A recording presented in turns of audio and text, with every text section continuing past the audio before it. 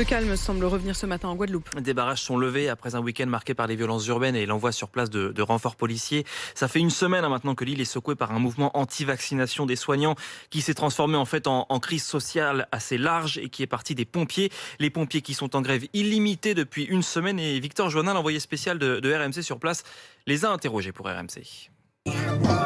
Les grévistes jouent à la belote à côté d'un barbecue, mais si l'ambiance semble festive, la colère contre l'obligation vaccinale est bien présente, notamment dans les mots du lieutenant Gustave Gabriel. Je ne pense pas me faire vacciner, donc j'irai jusqu'au bout. Je ne suis pas d'accord. On a eu une liberté. Nos ancêtres se sont battus pour qu'on ait des libertés de choix. On ne peut pas perdre cette liberté. C'est hors de question. Les grévistes ont le sentiment que l'épidémie est exagérée par les autorités et ils se méfient du vaccin.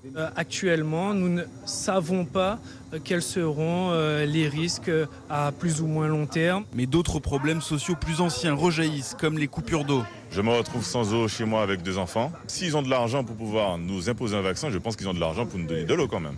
Voilà pourquoi les violences qui embrasent l'île ne surprennent pas l'adjudant Jocelyn Zou, même s'il les subit lui-même. On a essuyé un tir, on a essuyé un caillassage.